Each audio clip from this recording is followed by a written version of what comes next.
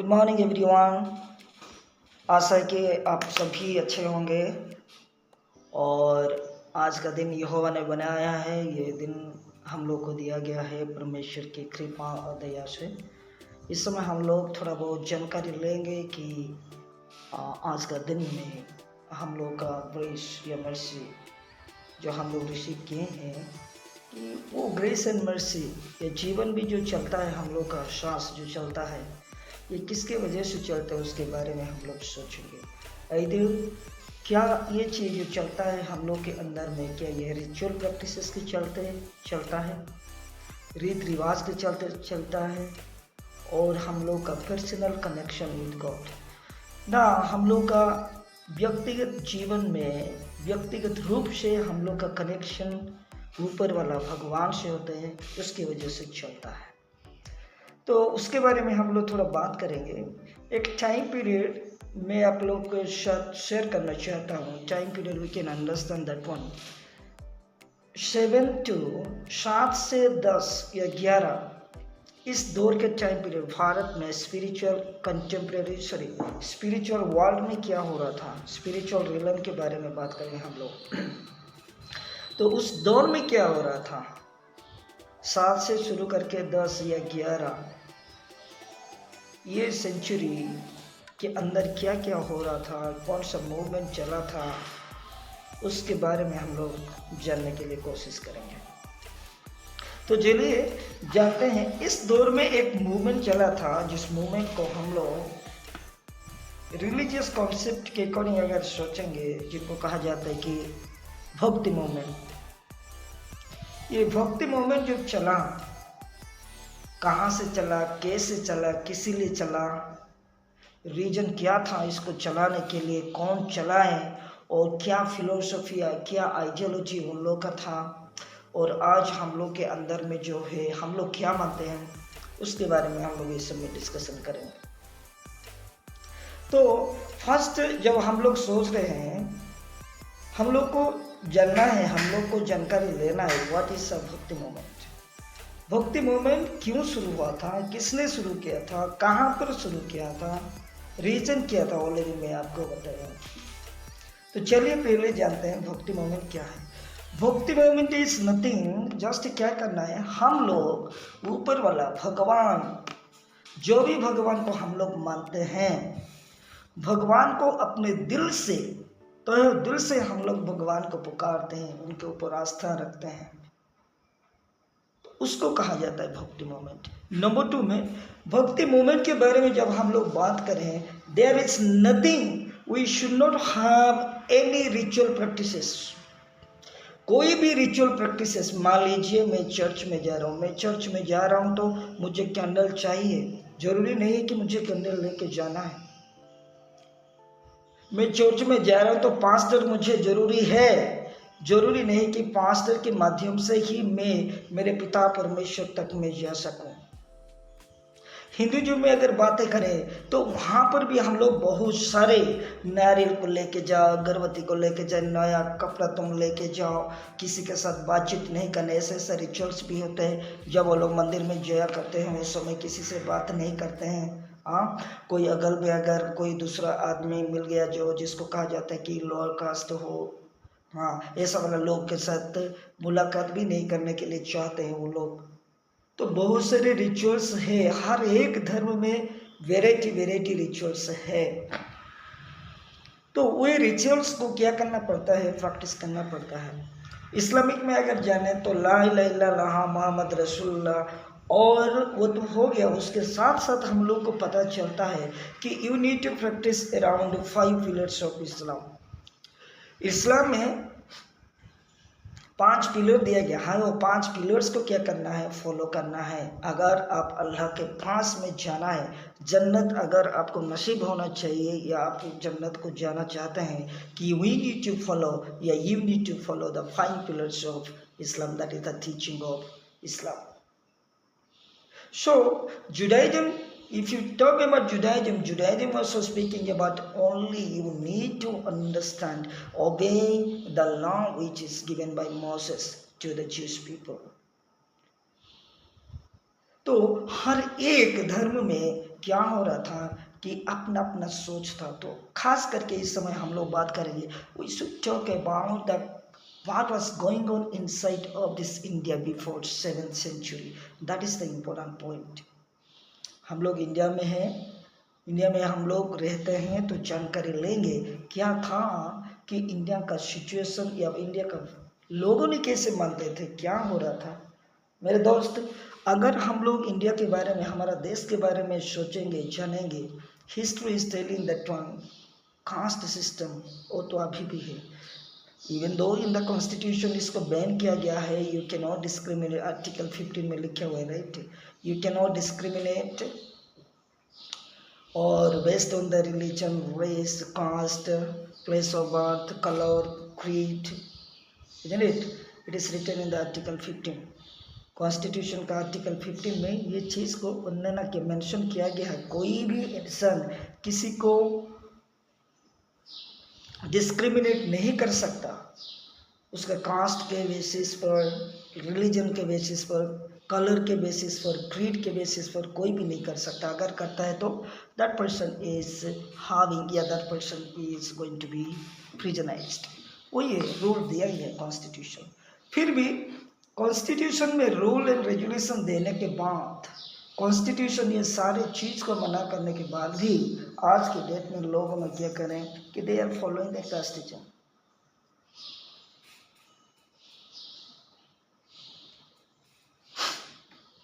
They are following the casteism, but this is very bad for we people in India. तो चलिए हम लोग जानते हैं कास्ट सिस्टम जो था, जाति व्यवस्था या वर्ण व्यवस्था जो था, ये एक social evil practice we can say that one. तो मनु जो था उन्होंने क्या किया था कि 4 भाग में डिवाइड किया गया था कि ब्राह्मण, क्षत्रिय, वैश्य एंड शूद्र को, और उसके बारे में ज़्यादा हम लोग गहराई में नहीं जाएंगे, उसमें से टाइम निकल जाएगा, तो बहुत जल्दी हम लोग कोशिश करेंगे। भक्ति मूवमेंट चालू किया हुआ था, क्यों चालू हुआ था उसके बारे में हम लोग इस छोटा सा क्लिप में या वीडियो में हम लोग जानने के लिए कोशिश करते हैं। भक्ति मूवमेंट इसीलिए हुआ था, पीपल ऑफ द इंडिया, दोस्त जो लिविंग इन इंडिया, तो कास्ट की वजह से that is also one of the discrimination we can find that कि छोटे जाति के लोग जो हुआ करते थे उन लोगों को बहुत टॉर्चर किया करते थे, उन लोग को नहीं मानते थे, इवन मंदिर में जाने के लिए उन लोग को अनुमति नहीं था, they can not enter the temple, number 1। Number 2 में उन लोग को सोसाइटी से बाहर करके रखा जा रहा, समाज से बाहर वो लोग रहा करते थे, और उन लोगों को we can say that one एक इंसान के जैसे समाज में उन लोग का कोई भी कदर नहीं करता था, ऐसा जीवन था मेरे दोस्त। तो नेक्स्ट में अगर हम लोग देखें, भगवान के पास अगर जाना है, सारे रिचुअल्स को क्या करना है, तुमको प्रैक्टिस करना है।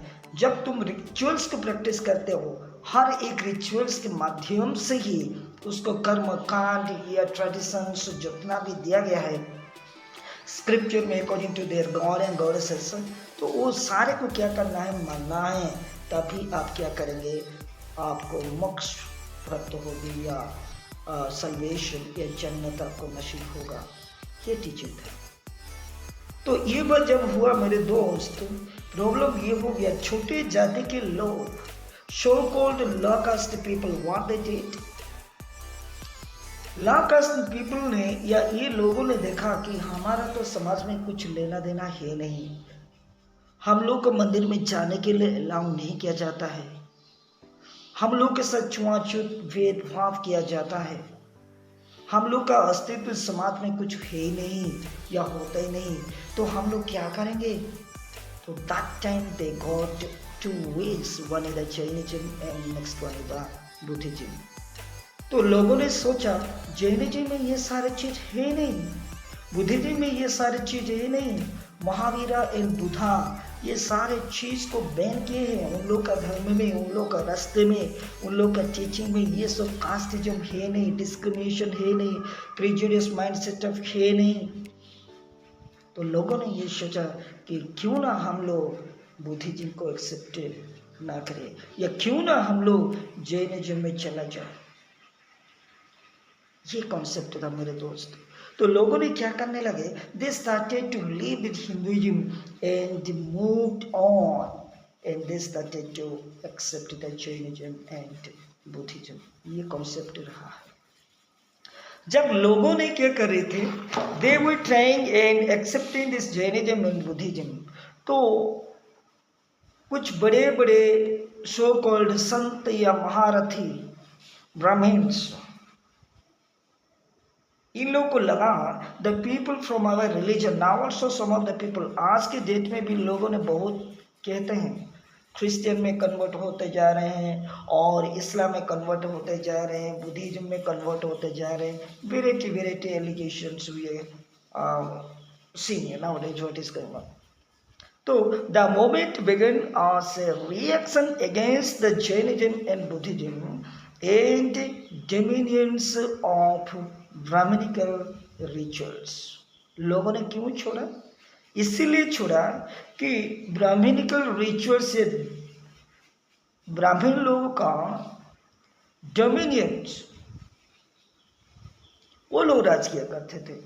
ब्राह्मण के अलावा किसी को कुछ और लोगों ने नहीं समझे थे, मतलब ब्राह्मण के अलावा किसी के पास इतना पावर नहीं हुआ करता था। ब्राह्मण was the only one person who was having the higher authority in the society। वो पूजा करेगा मंदिर में, वो टीचिंग देगा, वो जो भी कानून बनाएगा वो कानून के तहत according to that rules and regulation you have to survive, that was the rule. So called गरीब लोग, दलित लोग, पिछड़े जाति के लोग, वो लोग क्या करें, अनटचेबल लोग, वो लोग क्या करेंगे, तो एक्सेप्ट करने लगे जैनिज्म को और बुद्धिज्म को। इसके वजह से एक मूवमेंट चला 7th to 10th या 11th सेंचुरी में, कि वो मूवमेंट को कहा जाता है two groups we can find, one group is known as the Nayanar and next group we can find the Alvars. Nayanar group में अगर बातें करें कि अराउंड 32 पीपल्स उस ग्रुप में, उसमें सारे लोग मिले हुए थे, सारे जाति के लोग, गरीब अमीर, सारे ब्राह्मण क्षत्रिय वैश्य शूद्र, वो सारे मिलके ग्रुप बनाए हैं और उन लोग को कहा जाता है नैनर।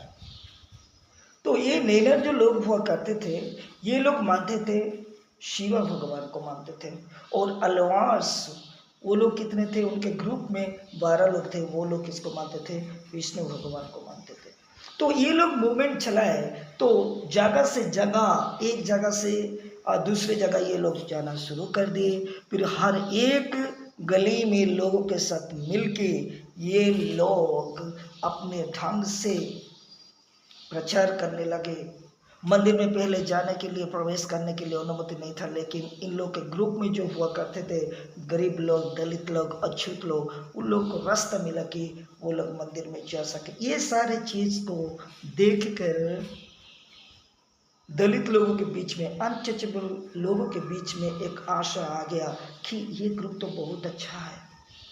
तो ये Nayanars and Alvars, what this people group, they started to make a movement, yeah, why these people they started to have that movement. Reason was that because many people, many untouchable people, low caste people, Dalit people, they were accepting Jainism, yeah, Buddhism, yeah, they were following the teachings of Buddha या महावीरा, वही concept था।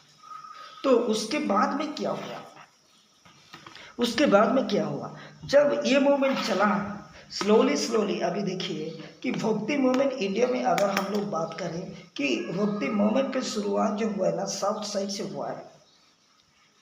Southern hemisphere we can say the south side से Bhakti movement शुरू हुआ है, और बाद में ये स्लोली नॉर्थ इंडिया तक पहुंचा है। ये हिस्ट्री में मेंशन किया गया मेरे दोस्त।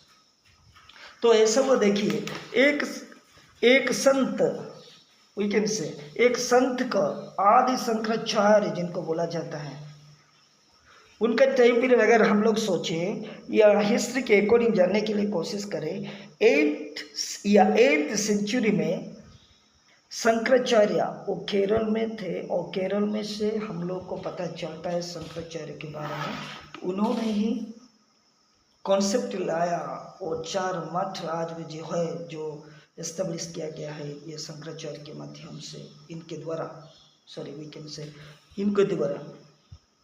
आदि शंकराचार्य ने ये क्या करने लगा, इनका आइडियोलॉजी, इनका फिलोसफी ये समाज में रखा कि इन्होंने बताया कि अद्वैता के बारे में। अद्वैता मतलब ये है कि God is one God and next he is telling that one the God who is existing he is formless. तो भगवान के बारे में ये बताया। देखो अद्वैता के बारे में ये बात करने लगा, डुअलिज्म कुछ भी नहीं होता है, नॉन डुअलिज्म के बारे में ये बात करने लगा। फिर ये बात करने लगा कि renunciation is very very important, त्यागना, परित्याग करना, छोड़ना परिवार को, इसके बारे में बात करने लगे शंकराचार्य ने। और इन्होंने ये कहा ये कोई भी गॉड का नेम नहीं लिया, इस गॉड के माध्यम से आपको सल्वेशन मिलेगा, मोक्ष मिलेगा, ऐसा कुछ भी नहीं कहा। जस्ट ही told that one you have to renunciate all your things, number 1, number 2 then God is formless and there is Advaita, no dualism, God is not having any dualism concept. Finally, if you want to reach to the God, if you want to have the salvation, जन्नत अगर आपको मिलना होगा, मोक्ष अगर मिलना होगा आपको, तो आपको क्या करना पड़ेगा कि you have to work in the way of knowledge. Hinduism में एक कॉन्सेप्ट है कि नॉलेज के मार्ग, ज्ञान के मार्ग की ओर से जब आप लोग गुजरेंगे, वही एक मार्ग है जो आप लोग को सल्वेशन की तरफ लीड करेगी या मोक्ष प्राप्त करने के लिए, वही भी एक रास्ता है मेरे दोस्त। That is the teaching of आदि शंकराचार्य।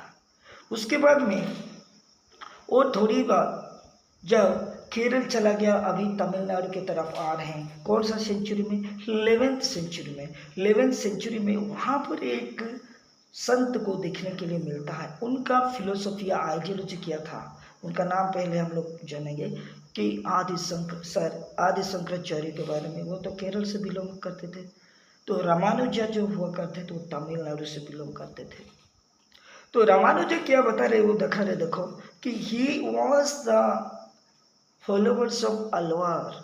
तो अलवर लोगों ने ये वो ग्रुप किसको मानते थे, शिव भगवान को लोग फॉलो करते थे।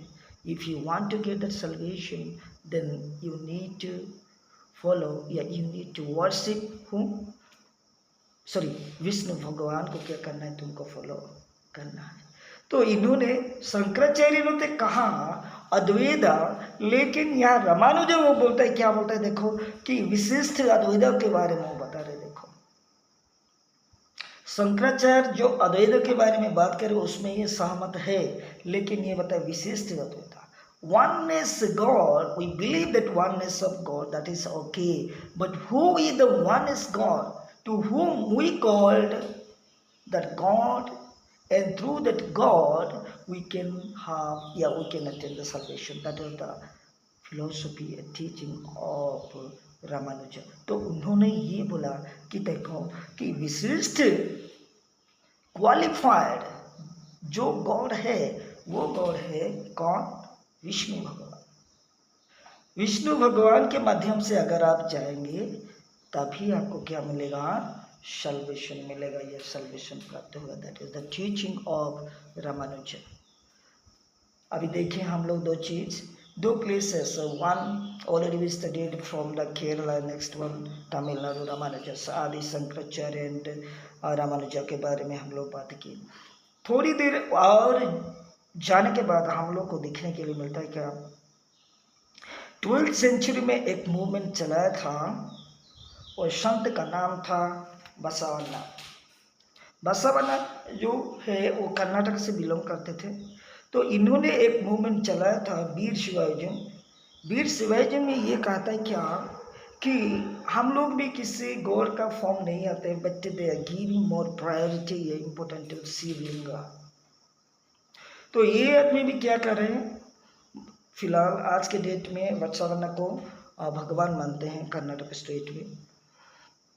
तो इन्होंने बहुत अच्छा काम किए, समाज के लिए बहुत अच्छा फिलोसफी दिए कि ये बोले कि इक्वालिटी के बारे में बात करें। There is no discrimination between the gender, discrimination should not be there. Equality समाज में कि जेंडर मेल एंड फीमेल का कोई भी डिस्टिंक्शन या कोई भी भेदभाव नहीं होना चाहिए। और नंबर 2 में हम लोग को देखने के लिए मिलता है कि समाज में हर एक क्या है, इक्वल, वो कॉन्सेप्ट को ये लाए। फिर ये क्या बोलता है देखो कि we should not follow the ritual practices in the society. If you want to reach to the god, there is nothing to practice rituals. ये रिचुअल प्रैक्टिस करना कोई भी जरूरी नहीं है। वही the ritual practices also we can reach to the god. Number 3 में वो बता रहे देखो, मूर्ति पूजा का वो अपोज किया करते थे। We should not follow the teaching, we should not do worship of idols. That is the teaching of Basavanna. Basavanna के बाद अगर आप थोड़ा जाएंगे, ऊपर में आ जाएंगे, तो वहाँ पर देखने के लिए आपको मिलेगा कि सेंट्स फ्रॉम महाराष्ट्र, संत लोग महाराष्ट्र से जो बिलोंग करते हैं, उन लोग का टीचिंग किया था। देखो से उन लोग का एक कॉन्सेप्ट था कि this cents from Maharashtra, this people group also they were following Vishnu भगवान, जिनको कहा जाता है बिठोला। अलवार्स ग्रुप से ये लोग बिलोंग किया करते थे। तो इन लोग का टीचिंग थोड़ा उल्टा था। कैसे? जैसे आदि शंकराचार्य बोल रहा है कि रिनाउंसिएशन, त्यागना जरूरी है, लेकिन ये लोग वो नहीं बोलते हैं। देखिए कि no need to renunciation, no need to have the concept of renunciation. त्यागना जरूरी नहीं है। फैमिली के साथ हम लोग रह सकते हैं, फैमिली के साथ रह कर हम लोग भगवान के पास जा सकते हैं। कैसे जाएंगे? Who is known as the qualified God, that God is known as Vithala according to saints of Maharashtra. तो अगर मुझे और आपको मुक्ति, साल्वेशन, मोक्ष, जन्नत प्राप्त करना है तो रास्ता है Vithala is the qualified God who will lead us to have salvation. That is the teachings of saints, those are belong to Maharashtra. उसके बाद नॉर्थ साइड की तरफ जब हम लोग जाते हैं तो Nathpanthi yogis, siddhas, now also we can get the yogis in Uttar Pradesh and many other places. Even chief minister भी है आजकल, आदित्यनाथ, योगी आदित्यनाथ। और देखते हैं हम लोग कबीर का टीचिंग।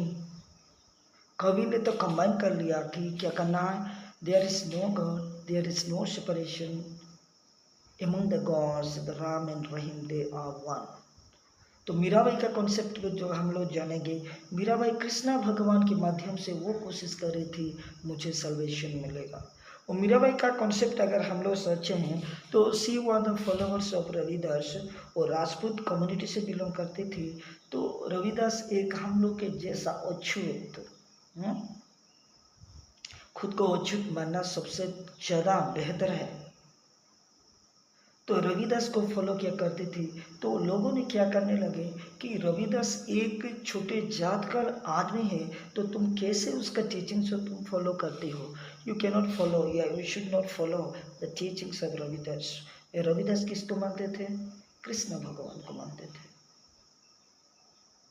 मेरे दोस्त, मेरे कहने का मतलब है कि ये सारे लोग क्या करते थे कि ये सारे संत अपना अपना फिलोसफी, अपना अपना रास्ता दिखाएं। कि कोई बोला कि if you want to get the salvation you need to, या थ्रू द शिव भगवान यू कैन रीच टू, या you can attain the salvation. कोई बोला विष्णु भगवान की ओर से आपको सल्वेशन मिलेगा, कोई बोला कि विष्णु भगवान की ओर से आपको सल्वेशन मिलेगा। और जब इस्लाम के बारे में बात करते हैं, देखो अगर आप अल्लाह के पास जाना है, जन्नत हासिल करना है, तो आपको 5 पिलर्स, इस्लाम का जो 5 पिलर्स कहा जाता है, वो टीचिंग को क्या करना है, आपको फॉलो करना पड़ेगा। डेली आपको नमाज पढ़ना है, आर्म्स गिविंग देना है, दान देना है, एक बार तो हज यात्रा करना है, और रमजान महीना में आपको क्या करना पड़ेगा, रमजान महीना में आपको फास्टिंग करना है, और अल्लाह के ऊपर विश्वास करना है। ला इलाहा इल्लल्लाह मोहम्मद रसूलुल्लाह, मतलब है कि अल्लाह एक ही परमेश्वर है, अल्लाह एक ही गॉड है। तो उसको फॉलो करने के लिए एक टीचिंग, जिनका टीचिंग मोहम्मद साहब का टीचिंग हम लोग को फॉलो करना है, then only we can reach to the Allah, that is the teaching of Islam. So ये सारे कॉन्सेप्ट, और क्रिश्चियनिटी में खास करके जुडाइज्म की जब बात करें, देखिए कि वहाँ पर बहुत सारे रिचुअल्स दिए गए थे। वो सारे रिचुअल्स को क्या करना पड़ेगा, आपको प्रैक्टिस करना पड़ेगा। You have to follow the law of the Moses which is given to the Jewish people, then you are worthy to reach, you are worthy to reach our father. ये concept हुआ करता था मेरे दोस्त। तो मेरा कहने का मतलब ये है कि हर एक धर्म में अपना अपना ढंग, अपना अपना रिचुअल प्रैक्टिसेस के बारे में बता रहे हैं कि through this ritual practice, through this all the ritual practices we are able या we are worthy to reach to the God almighty. तो इसीलिए भक्ति मूवमेंट शुरू हो गया था मेरे दोस्त। लेकिन भक्ति मूवमेंट में ये क्या बता रहे हैं, देखो कि ये सारे रिचुअल्स का जरूरत है नहीं। When you are going to the church, it is no need to get any guidelines of the pastor from your heart। आप अपने दिल से कहीं से भी आप अपना भगवान परमेश्वर ईसा मसीह को आप क्या कर सकते हैं, प्रेयर कर सकते हैं, अपना दुख सुख मान सकते हैं। डायरेक्ट आपका connection, because of that connection only Isa Masih ने क्या किया, जीसस क्राइस्ट ही left heaven and came to this world. तो उन्होंने वो जो संपर्क, relationship between God and human being के बीच में जो दरार आ रहा था कि कोई, अब देखिए मंदिर में जाओगे तो आपको क्या करना पड़ेगा, वहाँ पर फीस्ट हुआ करता है, पुजारी हुआ करता है। वो क्या करेगा, वो ही पूजा करेगा, तभी भगवान आपका बात को सुनेंगे। This is the ritual practice. क्यों, जो आदमी जा रहा है मंदिर को, उसके पास अथॉरिटी नहीं है क्या वो अपने दुख या अपना हर एक चीज़ को जो भी वो बताना चाहता है भगवान को, वो खुद डायरेक्ट भगवान से बात नहीं कर सकता, बोल नहीं सकता। उन लोग का धर्मशास्त्र के अकॉर्डिंग कहा जाता है no, only Brahmins they are having the authority. Through the Brahmins only you can attain salvation, या you can reach to the God। क्या मतलब ये है कि आपका जो भी चीज आपको करना है रिचुअल प्रैक्टिसेस माध्यम से, मतलब भगवान जो है ना, किन के बात सुनते हैं, अगर हम लोग बोलेंगे तो वो ब्राह्मण लोगों का बात सुनते हैं, क्योंकि वो लोग इन ठिका लिए हैं कि वो लोग ही क्या करेंगे, हम लोग को लीड करेंगे उसी भगवान के पास पहुंचने के लिए। कि तो हम लोग क्या करते हैं, उन लोग को बताते हैं। हाँ, वो ब्राह्मण जो करता है क्या, पूजा पाठ करके हम लोग के लिए वो ही पूजा पाठ कर लेता है। मेरे दोस्त ऐसा नहीं है। इसीलिए ये ब्राह्मणिकल डोमिनियंस जो था, रिचुअल प्रैक्टिसेस, ये लोग इतना गंद मचा के रखे थे पूरा दुनिया में, सॉरी भारत में, कि लोगों ने आज तक इतना बड़ा कॉन्स्टिट्यूशन हमारे देश में आने के बाद भी कि ये लोग सुधर नहीं सकते। वो इन लोग के अंदर में है prejudice mind and discrimination mind, ये चीज़ है। तो maulana sahab is not important to reach to Allah. मौलाना साहब का कोई ज़रूरी नहीं होता। अगर मुझे जाना है अल्लाह के पास तो मैं डायरेक्ट प्रेयर कर सकता हूँ। हज जाना मेरे लिए इम्पोर्टेंट नहीं। मान लीजिए मैं गरीब आदमी में कैसे जाएगा हज, कैसे करेगा, मक्का मदीना कैसे में विजिट करेगा, इम्पॉसिबल है। और मान लीजिए एक दिन में 5 बार नमाज पढ़ना है, कैसे मैं पढ़ूँ, मैं गरीब आदमी हूँ, काम करने के लिए इधर उधर मैं जाता हूँ। हाँ, मैं तो क्या कर लेता हूँ, हर समय मुझे पाक होने का टाइम नहीं मिलता है, तो कैसे मैं नमाज पढ़ूँ। हाँ, कहीं मैं काम पे गया हूँ, वहाँ पर मुझे टाइम मिलेगा, ऐसा जगह मिलेगा, मुझे पाका होने के लिए समय मिलेगा, तभी तो मैं नमाज पढ़ूँ, नहीं तो मैं कैसे नमाज पढ़ूँ। क्या ये संभव है? तो अल्लाह के पास पहुंचने के लिए ज़रूरी है क्या 5 टाइम मुझे डेली नमाज पढ़ना पड़ेगा? ऐसा है नहीं मेरे दोस्त। इसीलिए हम लोग को जानना है क्या कि इंसान को डायरेक्ट परमेश्वर ने डायरेक्ट कनेक्शन दिए हैं। तो स्क्रिप्चर में तो बाइबल में ये लिखा है, ये देखिए कि यू कैन कॉल मी अब्बा, पिता, कि तुम मेरे बच्चे हो, you are not my slaves. Direct परमेश्वर ने एक डेजिग्नेशन दिए हम लोग को, ये हम लोग जो है उन लोगों का बच्चे हैं। We are known as the children of God. अगर परमेश्वर ने हम लोग को ये रिलेशनशिप दिए हैं तो डायरेक्ट हम लोग क्यों ना उसी परमेश्वर को पुकारेंगे, वो परमेश्वर हमारे साथ रहेंगे। ये सारे कॉन्सेप्ट मैं आप लोग को बताना चाहता हूँ। आखिर में कुछ चीज़ मैं आपको बताना चाहता हूँ, आप लोग ध्यान दीजिएगा कि देखिए हु इज़ गॉड कॉन्सेप्ट के बारे में, ईश्वर के बारे में, परमेश्वर के बारे में अगर हम लोग सोचें कि कौन हो सकता है, परमेश्वर कौन हो सकता है, किसके पास कौन सा क्वालिटी होना चाहिए जिसके वजह से हम लोग कहेंगे कि हाँ ये परमेश्वर है। तो आप लोग सोच लीजिए कि मैं कुछ कॉन्सेप्ट्स आप लोग के बीच में रखता हूँ कि एक्चुअली में who is worthy to be called God, और किन को हम लोग मानना है।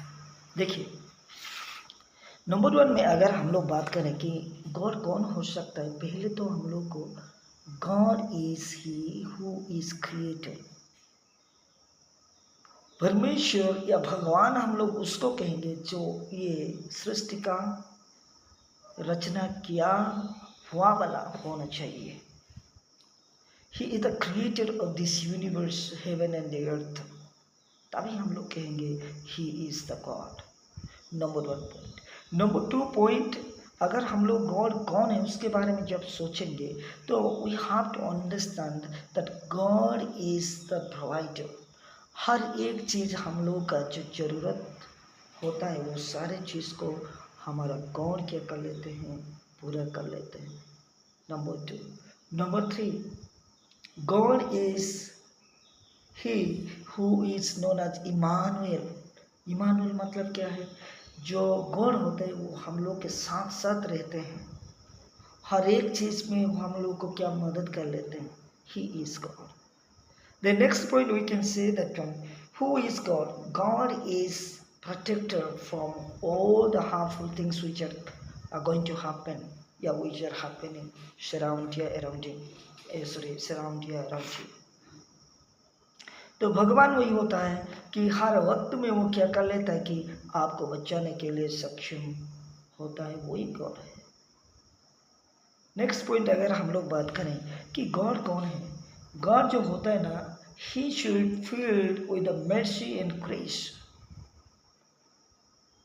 दयालु का हाथ होना चाहिए, कृपा करुणा का हाथ होना चाहिए भगवान के पास, वही गॉड होते हैं। फिर दूसरे बारे में और एक एट्रीब्यूट्स अगर हम लोग गॉड के बारे में सोचे, गॉड जो है ना normal when God is near to you या God is with you, that time you are feeling that shock, your heart is very calm, very cool, and you are feeling the love of God, that is the presence of God। Next point अगर बात करें, God वही होता है जिनको कहा जाता है कि he is omniscience, he is omnipresence and he is omnipotent God. वो सर्वशक्तिमान है, सर्वव्यापी एंड सर्वज्ञ परमेश्वर है, सारे चीज को जानता है, वो सर्वशक्तिमान है। He is known as God my dear friends. और नेक्स्ट में अगर हम लोग बात करें Who is God? God is only judge। ये जज क्या कर लेता है, सुप्रीम कोर्ट का जज या कोई भी जज होते हैं उन लोग को देख के हम लोग हिल जाते हैं, राइट। बट देयर इज जज who is sitting in the haven, जो स्वर्ग में बैठा हुआ है, हर एक इंसान का कर्म कांड को देखता है और वहाँ से विचार या वहाँ से न्याय मिलेगा हर एक इंसान को। कोई भी बच नहीं सकता। जो सुप्रीम कोर्ट में बैठे हैं, इंसान का जो जस्टिस दे रहे और जजमेंट दे रहा है, उन लोगों को भी विचार करेगा ऊपर वाला बैठा हुआ वाला जज, और जज का डेजिग्नेशन हम लोग को मिला, that is our almighty God. तो वही गॉड हो सकता है। और दूसरा, गॉड के बारे में अगर हम लोग बात करें कि he should be A comforter, जो हमको शांति देता है, सांत्वना देता है ड्यूरिंग अवर क्रूशियल सिचुएशन। आपके साथ सभी लोग देश रखे, आपके साथ सभी लोग टर्चर करने का भाव रखे, हाँ, कोई खड़ा नहीं हो रहा है आपके साथ, you understand that one you did that mistake, still then it is God who is telling to you, my dear child, hereafter you should not do, I am your father, I love you so much। वही nature होना चाहिए। अपना बेटा कोई अगर गलती कर लेता है तो जैसे बाप अपना बेटा को क्षमा कर लेता है, एम्ब्रेस कर लेता है, गले लगा लेता है, ऐसे ही भगवान का नेचर होना चाहिए। Then only we can call God. और भगवान का रूप ऐसा नहीं होना चाहिए कि भगवान के हाथ में क्या तलवार है, भगवान के हाथ में त्रिशूल है, वेराइटी। हाँ, he is holding one hand, क्या कि मुंडी किसी का लेके किसका मर्डर किया है, किसका गला काटा है, मुंडी को लेके खड़ा है, ऐसा नहीं होना चाहिए। वो चीज़ को देखने से, मूर्ति को देखने से, रात में कोई जा रहा है सडनली देख ले तो डर लगेगा। So how can we believe that is God? आशा करता हूँ आप लोगों को समझ में आ रहे होंगे मेरे दोस्त। तो लास्ट में मैं आप लोग को बताना चाहता हूँ एक दो चीज। गॉड जो हुआ करते थे, गॉड जो हुआ करते हैं, या जिनको हम लोग गॉड मानते हैं, भगवान मानते हैं, वो गॉड वही भगवान पहले थे, अभी भी है और आगे भी रहेंगे। तो हम लोग उनके बारे में डिस्क्राइब कर ही नहीं सकते।